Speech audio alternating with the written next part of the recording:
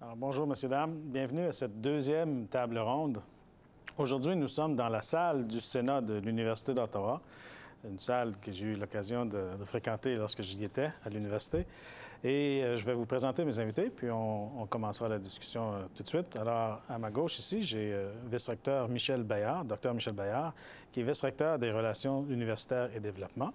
Alors, merci beaucoup. Alors, ensuite, Mme Reine Desgaris, qui est membre du conseil de l'Association communautaire de la Côte-de-Sable, c'est-à-dire Action Côte-de-Sable. Merci beaucoup d'avoir accepté l'invitation. Bonjour. J'ai aussi M. Reardon, Francis Reardon, qui est président de l'Association des professeurs de l'Université d'Ottawa, communément appelée l'APUO. Alors, merci. Et Alain Gauthier, M. Gauthier, pour vous traiter avec la même révérence que tous les autres, sauf que quand j'étais étudiant, j'étais irrévérent, qui est président de la Fédération étudiante de l'Université d'Ottawa. Alors, merci beaucoup d'avoir accepté. Alors, tout de go, on va commencer avec une question assez générale et ensuite, je voudrais avoir peut-être vos commentaires. Qu'est-ce que l'avenir réserve à l'Université d'Ottawa, selon vous, et aux universités en général en Ontario? On va commencer avec l'éminence. Au moins, c'est une question pointue. Oui. C'est difficile à dire. Je pense que pour les universités en général, sans doute encore des compressions budgétaires, au moins dans l'avenir immédiat. Pour l'Université d'Ottawa en particulier, la façon de vivre avec ces compressions budgétaires, comme pour les autres universités, et d'essayer de continuer à faire ce que nous faisons, c'est-à-dire de continuer à faire la promotion de la culture française en Ontario, le bilinguisme, maintenir à cette fin une université à base assez complète, c'est-à-dire être présent dans autant de disciplines que possible, les disciplines les plus représentatives, parce que les compressions budgétaires peuvent vouloir dire qu'on n'arrivera pas à prendre autant d'expansion que nous aurions aimé et peut-être même que nous devrons rétrécir de temps en temps. Mais voilà, en gros, je pense qu'on peut prévoir un certain nombre de problèmes, ou je devrais dire un certain nombre de défis que l'on cherchera à relever avec la collaboration de tout le monde. Vous êtes d'accord? Je dirais qu'en grande partie, oui, je serais d'accord avec l'opinion de M. Bayard. Évidemment, avec les compressions budgétaires et le fait que chaque année, la question est posée, combien est-ce qu'ils vont couper, fait qu'il est très difficile d'essayer de faire une planification à long terme qui n'a aucune chance d'être stable et véridique, car d'année en année, une année, on peut trancher 400 millions de dollars, l'année d'après, ça n'en est que 20. Ça fait les choses très difficiles. Ça veut dire que l'université va devoir littéralement penser beaucoup plus à court terme chaque année. Mais est-ce que vous pensez que, vous pouvez répondre à la même question, mais est-ce que vous pensez qu'à un moment donné, si les gouvernements, puis je parle du gouvernement fédéral et dans ce cas-ci le gouvernement d'Ontario, réussissaient à équilibrer leur budget, qu'on en aura fini de ces choses-là? Et que... Pour y arriver, je crois que le processus va changer fondamentalement la nature des universités. Ça veut dire que, évidemment, les structures physiques, il faut qu'ils répondent à ces coupures, mais aussi il faut dire qu'on a de plus en plus d'étudiants, de moins en moins de professeurs, et les ressources en étant limitées de cette façon, la structure du processus d'apprentissage, évidemment, changera. Alors, on se dirige vers quoi, selon vous? Bien, audiovisuel, on discute ces choses-là? Des technologies, l'utilisation des ordinateurs, les cours à distance, qui veut dire que les professeurs sont éloignés physiquement. On manquera peut-être ce contact intime entre les professeurs et les étudiants. Madame. Bien, à ce chapitre-là, je pense qu'on n'a peut-être pas tellement une influence quelconque ou un mot à dire. Évidemment, c'est que plus l'université continuera d'avoir un certain dynamisme, bien, plus la vie du quartier va être intéressante. Parce que pour nous, les quelques milliers d'étudiants qui habitent dans le quartier fait que ça garde une certaine jeunesse au quartier. Oui. Alors, il ne faudra pas tous les voir partir. Bien, il faudrait même... Je me souviens du tout, parce que j'ai vécu dans le quartier comme étudiant, et puis à ce moment-là, c'était pas toujours... on n'était pas toujours les bienvenus. Il y avait quand même une certaine tension. Est-ce que ça a évolué? Vous avez raison. Moi, j'habite le quartier depuis plus de 20 ans, et j'ai remarqué une amélioration notable. Bon, une des choses qui dérangeait le plus, c'était la question du bruit. Alors, le conseil municipal a fait adopter un règlement sur le bruit et je sais qu'à l'Université d'Ottawa, l'administration centrale a fait un gros travail de sensibilisation auprès des étudiants. La Fédération étudiante aussi, on vous remercie. Je pense que surtout lors de la semaine d'accueil, il y a un gros travail d'éducation et de sensibilisation qui se fait auprès des étudiants.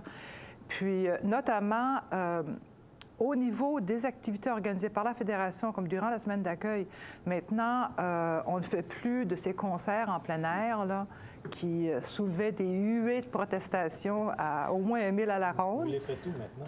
Mais même, oui. On n'en fait pas pour le moment. On va probablement se remettre à en faire dans une année ou deux, mais on va essayer de régler les questions en faisant que les concerts soient plus raisonnables en termes de durée. Mais vous en faites encore quelques-uns, mais ils sont à l'intérieur, ou bien ils sont au centre municipal, je pense, quelque chose comme ça. Mais il y a un autre point aussi, c'est qu'au niveau des individus, il y a beaucoup moins, il y a vraiment un travail d'éducation qui se fait au niveau du comportement des individus pour apprendre à vivre des relations plus harmonieuses avec le milieu où est-ce qu'ils habitent.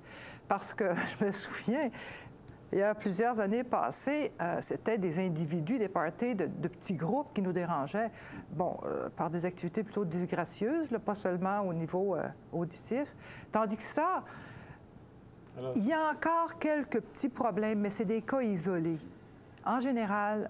Les étudiants d'aujourd'hui, les étudiantes sont plus sages que notre génération?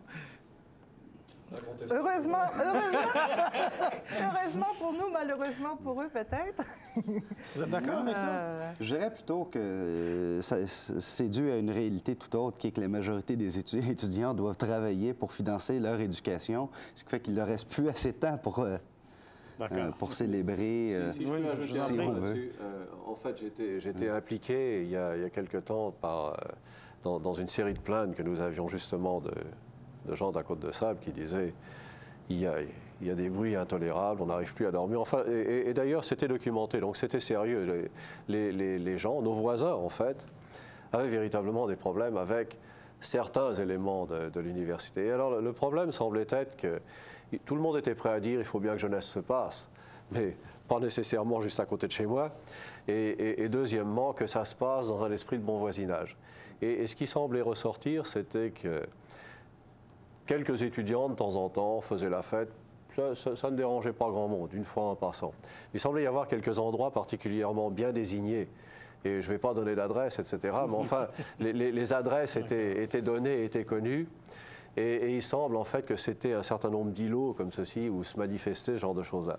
Et ce que l'on a fait ici, ça a été de dire aux étudiants, avec la collaboration de tout le monde, la Fédé, tout le monde en fait, a travaillé assez fort là-dedans, pour dire aux étudiants, écoutez, vous allez vivre dans une relation de bon voisinage, amusez-vous, soyez adultes dans vos amusements, etc. Et en fait, depuis, je vais toucher du bois, là, c'est une imitation, depuis, on n'a pas eu de plainte. Et je pense qu'effectivement, j'espère en tout cas que le problème s'est réglé. Les étudiants, je crois, s'amusent encore. Mais il y a des mécanismes de communication qui semblent établis. Là. Surtout le téléphone. Surtout le téléphone, d'accord. Oui, mais aussi dans le sens positif, faudrait donner je pense. votre numéro. Parce que peut-être l'évolution la plus intéressante dans les relations entre l'Université d'Ottawa puis le quartier, c'est que les canaux de communication sont de plus en plus ouverts.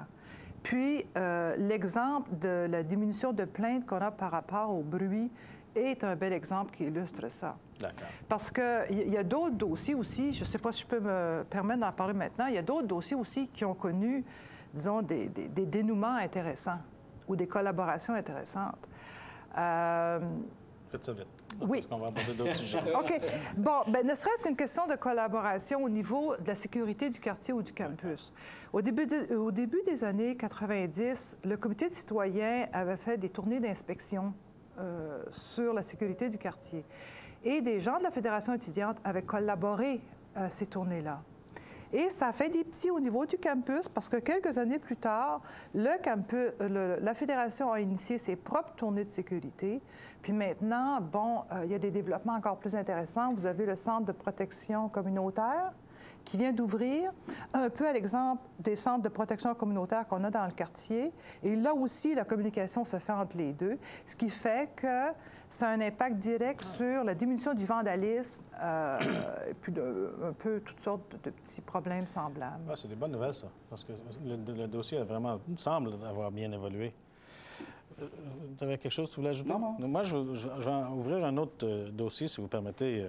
C'est la question, puis vous l'avez abordé indirectement, du bilinguisme à l'université, de la charte de l'université. Je crois que c'est l'article 4, si je me souviens bien, là, où il y a un mandat.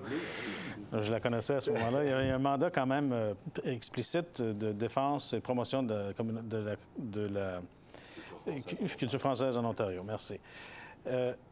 J'entends quand même des échos de gens qui disent que l'université n'est pas tout à fait encore parfaitement bilingue. Elle n'est pas intégralement bilingue dans tous ses programmes. Est-ce que c'est exact, ça? Oui. Oui. C'est-à-dire, c'est exact au sens où l'université n'a jamais été totalement bilingue dans ce sens-là. Vous vous souviendrez de votre séjour à l'université. L'université est bilingue au sens institutionnel dans ses rapports avec les étudiants et les étudiantes, c'est-à-dire que tout étudiant peut s'adresser dans la langue de son choix, entre parenthèses, français ou anglais, hein. Dans les services qu'il ou elle reçoit de l'administration, etc. Les programmes, par contre, je n'apprendrai rien à qui que ce soit autour de la table là, pour dire que ce que nous avons fait au cours des dernières années, c'est une série, en fait, de rattrapage, au pluriel. C'est-à-dire que là où nous avions des programmes qui n'étaient pas du tout offerts en français, une partie a été offerte en français, et puis ensuite on a terminé la partie qui était offerte en français pour aller jusqu'au bout du programme, etc. Et il nous reste encore un petit peu de rattrapage à faire. Cela dit, la majorité des programmes maintenant existent en français. Le plus gros point, je crois, ça a toujours été médecine. Médecine était toujours la chose qu'on nous reprochait. Médecine maintenant, en fait, à cause de la méthode d'enseignement qui est utilisée, médecine peut se faire en français.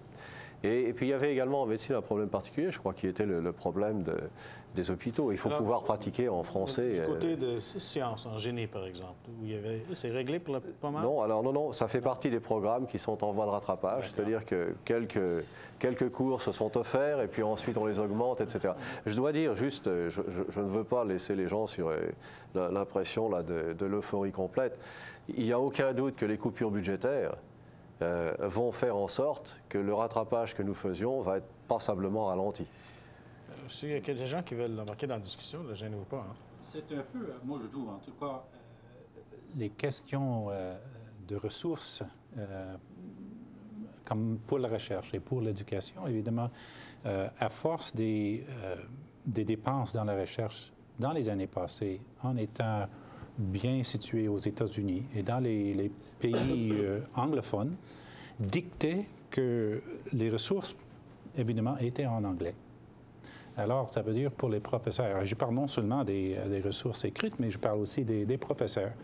Alors, si on garde notre mandat d'être en avant pour la recherche, évidemment, il faut embaucher le monde qui sont dans leur champ d'intérêt parmi les experts, parmi les meilleurs. Mais comment expliquons-nous à ce moment-là que, par exemple, dans la province voisine, qu'il n'y a pas de difficulté à ce moment-là à offrir des programmes comme le programme de médecine en français? Bien, ils ont vous avez parlé des facultés de génie, des facultés des sciences, ils ont un peu le même problème, okay. Dans le sens qu'ils n'ont pas des ressources francophones nécessairement. Je pense que ça s'améliore avec le temps, mais quand même... Est-ce que c'est quelque chose qui préoccupe la Fédération étudiante, ça? Oui. Puis probablement dans un plus grand portrait aussi, parce que le manque de financement des universités, les coupures des récentes années ont fait que, surtout si on parle plus spécifiquement du côté francophone de la chose, c'est une balance qui est de plus en plus difficile à tenir. Moi-même, j'étais résident du Québec, qui est venu étudier à l'Université d'Ottawa. Mais si on regarde au niveau provincial, où ce que les frais de scolarité au Québec sont gelés depuis des années, et maintenant, moi, à l'époque, c'était seulement quelques centaines de dollars de plus de venir étudier ici. Aujourd'hui, c'en est quasiment le double. C'est quoi, grosso modo, les prix, là, maintenant? Grosso modo, c'est pas loin du 3 000 par année. Puis au Québec, c'est la moitié? C'est à peu près 1 600.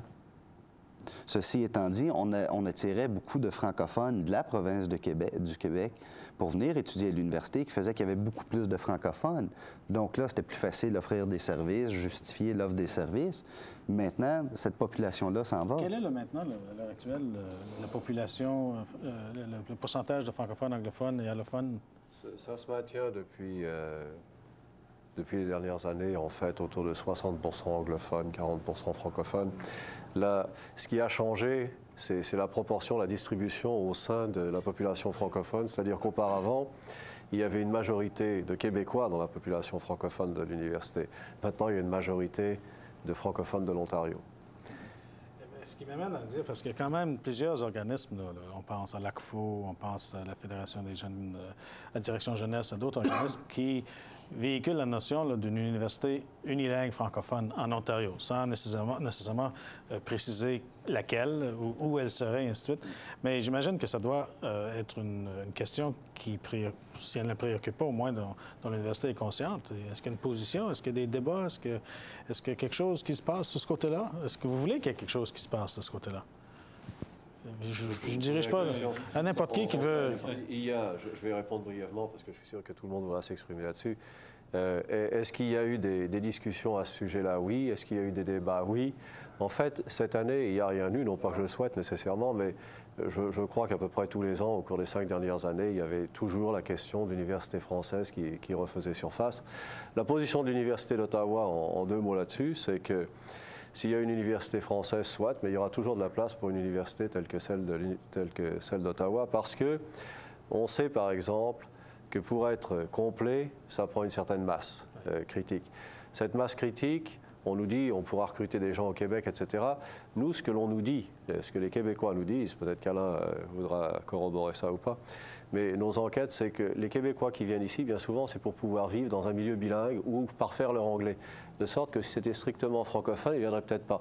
Alors, on peut continuer la discussion assez longuement là-dessus, mais en gros, voilà ce que nous pouvons dire là-dessus. Il faut dire que le professoriat est bilingue. Et, ça veut dire qu'ils parlent les 2 langues, mais ça devient encore une question de chercher la qualité et les meilleurs dans leur domaine.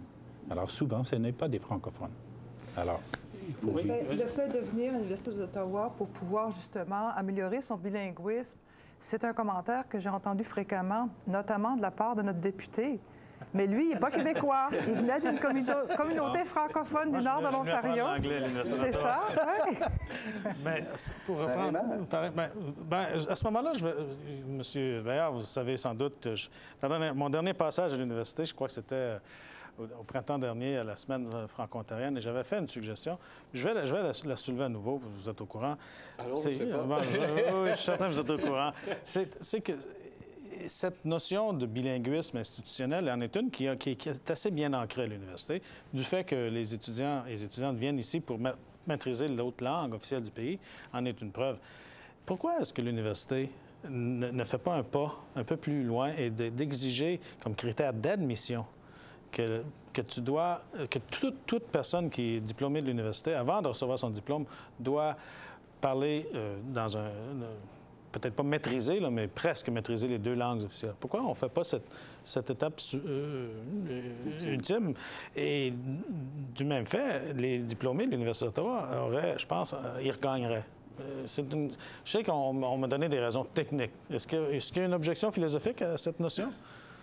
Je dirais, en fait, plutôt... Je vais m'exprimer personnellement, là, parce qu'on n'a vraiment jamais eu de débat là-dessus, sauf ici et là dans quelques départements, mais...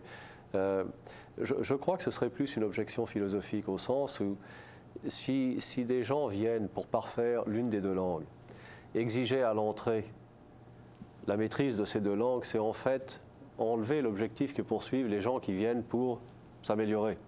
Et je ne pense pas qu'on voudrait faire ça. Il faudrait que quelqu'un d'autre me l'explique, celle-là. Là. Non, je ne suis pas votre logique. Bon, simplement, prenez le cas de Québécois, par exemple, qui veulent parfaire leur anglais en venant à l'université. Oui. Si vous leur dites il faut maîtriser l'anglais à l'arrivée à l'université, pourquoi viendraient-ils? Pas à l'arrivée, À la sortie. Ah, ben, je vous avais mal compris. Ça ne m'étonne pas que vous ayez mal compris ma réponse. Ah oui, oui. Écoutez, je ne veux pas quand même... Il nous reste quelques minutes à peine. S'il y avait d'autres sujets qu'il faut aborder, faisons-le. Mais allez-y. Ah bon, bien, à la sortie, au niveau des études de maîtrise ou de doctorat? Non. Premier cycle. Ouais. Premier cycle. Parce qu'à ce moment-là, un néo-Canadien, pour qui l'anglais, c'est la deuxième ou la troisième langue, peut-être qu'il serait un petit peu hésitant à venir à l'Université d'Ottawa à ce moment-là s'il devait apprendre en plus le français. Mais oui, pour parler de d'autres points, alors, je vous ai parlé de relations avec, entre les deux communautés qui s'amélioraient de plus en plus, mais il reste... Oui, mais il reste encore un petit problème à résoudre. C'est la question du stationnement. C'est un gros problème. Pour les bilingues. Parce que, probablement, oui, mais c'est que nous, déjà, les rues du quartier, au niveau du stationnement résidentiel, sont presque inaccessibles pour les résidents. Là, le soir, grâce encore toujours aux bons canaux de communication, le problème s'est résorbé. Mais durant le jour... Est-ce que la Ville n'a pas institué un maximum de stationnement d'1 heure? C'est ça, on a réduit à 1 heure, mais même là, il y a des navettes qui se font, là, c'est-à-dire un individu fait le tour d'une dizaine de voitures, puis... Et ce n'est pas que les gens qui fréquentent le campus. Il y a également des automobilistes qui vont... ouais. Il y a également des gens qui vont travailler au centre-ville. Ah oui? Oui. Mais est-ce qu'il y aurait des professeurs qui contribuent au problème? Je ne crois pas. Je pense que la plupart des professeurs qui conduisent ont des permis de stationnement sur campus. Non, coupable, c'est généralement les étudiants parce qu'il y a tellement peu d'espaces de stationnement sur le campus qui sont généralement pris par les professeurs qu'on doit les stationner sa roue. Alors, il va falloir qu'au C-Transpo... construire un édifice, un tour de stationnement? Non, je ne pense pas qu'on va y faire ça. En fait, j'entends le stationnement, c'est un peu comme le problème d'électricité. Je suppose qu'il faut bâtir pour les heures de pointe, ce qui est un petit peu ennuyeux. Parce que je ne suis pas en charge du stationnement, mais on me dit qu'il y a un excès de places de stationnement, en fait, sur le campus au total, maintenant. C'est dans la journée. Le soir, vraisemblablement, il y a débordement. Mais on dit que le soir, maintenant, c'est l'inverse. C'est l'inverse. Alors, le problème, c'est que les gens ne veulent pas payer, vraisemblablement. Oui, mais c'est ça. Il faudrait peut-être faire un ajustement des prix sur le campus, mais il faudrait peut-être aussi avoir des négociations avec OC Transpo. Peut-être pas ces mois-ci, puisque là, ils s'en vont en grève. Mais... Parce qu'au moment où ça sera diffusé, ils sont peut-être en grève. Alors, je crois qu'il nous reste encore quelques minutes. Je voulais ajouter là-dessus? Oui, allez-y. Pour le bilinguisme, je n'ai pas répondu à votre question tout à l'heure, je regrette. Effectivement, il y a eu à l'université, dans un certain nombre de facultés, une exigence à la sortie pour que les gens soient bilingues. Et ça nous a causé toutes sortes de problèmes. Je vous mentionne le problème le plus simple. L'étudiant qui a tout fait, avec d'excellentes notes, et qui n'a pas satisfait à l'exigence de langue, dit « si j'étais n'importe où ailleurs, j'aurais mon diplôme. Ici, pourquoi ne le donnez-vous pas? J'ai fait tout ce que je devrais faire, etc., etc. » Bref, ça fait des discussions à n'en plus finir. L'approche choisie maintenant a été de dire « faisons ça sous forme d'incitatif ». Et donc, plutôt que de forcer, c'est-à-dire d'empêcher les gens d'avoir un diplôme dans leur discipline, on cherche à les inciter. Je me demande si on se trompe, quand on parle de bilinguisme, sans impliquer la question de biculturalisme. Parce que je crois que c'est encore plus important que l'autre secteur comprend d'abord les francophones. Exact. Dans n'importe quelle langue. Oui. Et je sais que dans notre faculté, ou surtout à notre école, on fait un mélange des cours où les étudiants doivent prendre un certain nombre de crédits dans leur langue seconde. Non seulement pour apprendre la matière du cours, mais de recevoir cette éducation avec leurs collègues. Pour revenir à des solutions pour le problème de stationnement et de collaboration avec l'Université d'Ottawa, j'ai entre autres créé un groupe écologique dans le quartier, puis une des premières étapes concrètes, c'est de prolonger une piste récréative qui va permettre, notamment aux étudiants, à tous les gens, d'avoir un accès direct à partir de la rive est, de la rivière Rideau, un accès direct et sécuritaire pour les cyclistes pour se rendre sur le campus. Et je sais que l'université aussi entend aménager un accès plus sécuritaire vers le canal Rideau et va ouvrir aussi à ce moment-là le campus pour tous les cyclistes qui voudront communiquer de façon plus sécuritaire. Et l'Université d'Ottawa aussi a donné des sous, peut-être c'est seulement 1 000 mais c'est quand même, le geste est très symbolique pour l'aménagement de cette piste-là. Il y a une question aussi, d'ailleurs, vous savez, parce que j'en avais parlé à l'Assemblée annuelle d'Action Côte-de-Sable, d'un pont traversant le canal, un pont cycliste et piéton, qui avait été d'ailleurs, l'entente avait été convenue avec la municipalité régionale d'Ottawa-Carleton lorsque l'université a permis au Transitway de passer. Ça s'en vient, croyez-le ou non. Ah oui? Dans le sens qu'il y a maintenant, il nous reste 1 minute, peut-être qu'on fera une émission spéciale là-dessus sur le pont, mais j'y reviendrai à l'Assemblée annuelle d'Action Côte-de-Sable. Dernier tour de table, rapidement, là, en 30 secondes ou moins. L'avenir est prometteur? L'avenir a des grands défis. Ouais. Et je crois que si on se lève les manches et qu'on s'assoit vraiment d'une façon honnête et prêt à faire des compromis, ça risque d'être très prometteur. Est-ce que les professeurs sont prêts à faire des compromis là où nécessaire? On le fait. Déjà. Oui, je pense que l'avenir est brillant, moi, je dirais. Je pense que c'est une évolution normale. Ça suit l'économie et toutes les forces, dans le fond, qui dirigent, qui déterminent l'université. Et c'est tout à fait normal. Je pense qu'on va sortir... Je crois que le système, dans son ensemble, va se restructurer et chacun trouvera une place, peut-être plus spécialisée. Et madame? Bien, j'espère que ça va continuer de bien aller parce qu'on aime beaucoup utiliser les bibliothèques du campus, le centre sportif, les activités culturelles, autrement dit... Et le stationnement. Et le stationnement. Merci à tous de votre participation aujourd'hui et j'espère que ça aura peut-être aidé à rapprocher les groupes. Merci. Merci. Merci beaucoup.